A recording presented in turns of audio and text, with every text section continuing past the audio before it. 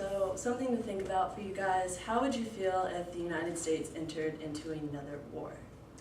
My name is Christy and I'm going to try and inform you guys on the Syrian crisis. To do so, I'm going to tell you about the Syrian Civil War, Sarin Gas, the U.S. involvement, the evidence of chemical weapons, Russia, the U.S.-Russia agreement, along with Assad's agreement. With the Syrian Civil War, it's been going on for 2 years now. It's actually on its 3rd year, and the president of Syria is Bashar al-Assad.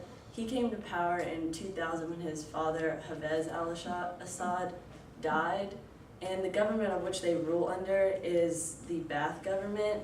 It started in 1947, but the idea actually came up from these Arab students that were studying in Paris in 1930. They saw how Nazi Germany ruled under their socialism, and they kind of thought if they could form an Arab form of this Nazi Germany socialism, that would kind of be a way to keep Western civilization and culture out of the Middle East. Now, the Ba'ath government has been pretty much a dictatorship. Whenever the Syrian people have expressed their views on the government and have talked out against the government, Assad, along with his father Hafez, have answered with violence, pretty much just killing of his own people. And that has, of course, formed rebels against them. The first one was the Al-Nusra Front, and they actually came into alliance with the Al-Qaeda, which we should all know as terrorists against the U.S., and it's kind of been seen as a double negative for the U.S. because here's the president of Syria who's killing his own people, and here's the Al-Qaeda that came in from Iran to form an alliance to fight against Assad. So there's not really too much hope for the U.S. in that area. But the latest event was on August 21st when it's reported that it was the largest use of chemical weapons against the Syrian people. The U.S. ambassador for the UN, Samantha Powell, said that this was the largest chemical weapons attack in 25 years. I believe 1,400 people died. It wasn't just the rebels, it was children, women, and everything. The type of gas that they used it's called Sarin Gas. It's considered a nerve agent. It was developed by the Germans during World War II, but it was never actually used. It's colorless, odorless. You can wear a gas mask to prevent against it, but the liquid form still is absorbed through your eyes and your skin. Basically what it does is it interferes with an enzyme in your body, cholinesterase. This enzyme sends nerve impulses to, like, say, your muscle through nerve endings, and if you were to breathe in sarin gas, you wouldn't be able to control those impulses, so you end up having convulsions and not controlling your body movements. Other things that happen are your vision becomes blurred, you have excessive salivation, and your lungs secrete a fluid which make it nearly impossible to breathe because when you take a breath, actually foam comes up through your mouth, and normally it's bloody foam. The U.S. involvement was actually even before we knew they were using chemical weapons. We knew they had a threat of using it, and Obama kind of drew a red line in one of his speeches. He said, if Syria or any other country uses the threat or even uses chemical weapons against their people, then that would be crossing a red line, and it would be a game-changing event for the United States. Many politicians kind of were uneasy about this because he stopped short of saying what the military force would actually be. What would we do if they use these chemical weapons? Well, after August 21st, Obama did come out to say that we won't send soldiers over to Syria, we'll not set foot over there, but we have an idea of where their facilities and storage sites are for the chemical weapons. So the idea was to take a ship with 200 cruise missiles and just bomb the area that has the equipment, not the actual chemicals, because if we were to bomb the storage sites, then we just release the gas in Syria and kill even more people. He sent in the vote to Congress on whether we should have military force and what it should be, but he actually ended up postponing it because we needed to have more evidence of what was used and to the extent it was used. The evidence that we did come up with was given to us from the United Nations. They sent the OPCW in to Syria, which is the Organization for the Prohibition of Chemical Weapons. What they do is they sent 9 investigators to get physical and environmental evidence. What they found was that sarin gas was used, and it was actually put into rockets that bombed Damascus, which is where this event was held. And basically, they never came out straight up in the report to say Assad's government did it, but many of the US politicians have been able to interpret it as they said if, for the amount of chemical weapons that were used, only Assad's government would have had the access to that much to use against the people. The US and Russia have actually they were trying to come up with an agreement on what we should try to get Assad to do with these if we're not going to take military force, and Russia actually has their own views on it.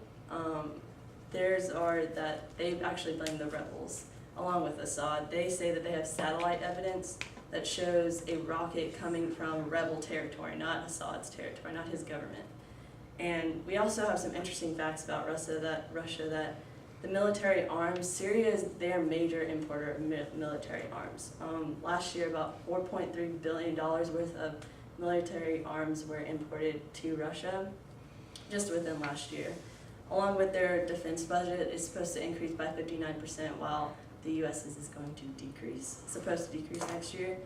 The president is Vladimir Putin, and I read a lot of things with McCain, and he really doesn't like Vladimir Putin or the fact that we're trying to form an agreement with them because he was a former KGB agent, which is Russia's old security agency. It ended in 1991, but it was basically them using people as spies. So Vladimir Putin was technically a spy. And from what I read, it was very profitable for Russia, but very detrimental for the US, kind of a scary thought. And along with Putin and their foreign minister, Sergei, they both told us they're the ones telling us not to use any military force, that it's not necessary. They suggested that they send their own troops into Syria and they would just monitor the chemical weapons and the equipment and the research that they're doing on it. But despite our differences, we came up with an agreement which was also with the help of the UN Security Council and the OPCW. They said that Assad is to provide inventory for the US. This would include names, types, and quantities of chemicals, the munitions, the locations of the storage sites, and the forms of production and research. Along with this, they have a kind of a scheduled date for the rapid destruction of these equipments and chemicals.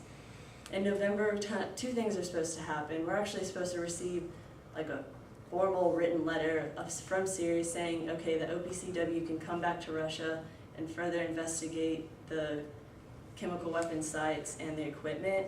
Along with, when they go, they're supposed to destroy the equipment, and not the chemicals, but just the equipment. And by the first half of 2014, they're actually supposed to destroy all the chemicals. This is where I actually have a video or an interview with Assad, the president, and I can't show you the whole thing, but he does kind of express his views on this US-Russia agreement. Mr. President, this is so important. Let me just follow up on just one or two points and then move on. Again, no conditions. You will agree to this plan to destroy your chemical weapons. You had put conditions on this in the past week or so. No conditions.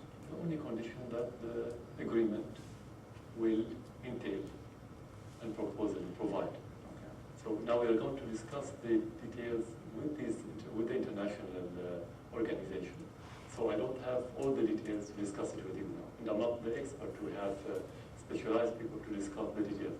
But in general, as headlines, whenever we join agreement, as Syria, we are always committed to those agreements. Okay. So, in conclusion, we know that there was a use of sarin gas during the Civil War, that we blame the regime for the attacks against their people because of the evidence we have received from the UN, and Russia still proceeds to blame not the regime, but the rebels because of their satellite evidence. But we also know that the United States and Russia came on an agreement with the inventory and rapid dates of destruction, and we actually did receive the inventory. It was due last Friday, and I read an article and an interview that we did receive the inventory. We're not too positive how accurate the inventory is because we don't know how much they have, which we should be able to figure out when the OPCW re-enters Syria to figure out that information. And according to the interview, Assad does want to agree with it, but I wanted to leave you guys with a question that was kind of raised in a lot of the articles. It was, even if we do get, or if the US gets Assad to get rid of these chemical weapons, who says that he's not just gonna, that Russia won't just reinforce them on those chemical weapons, because they're major importers.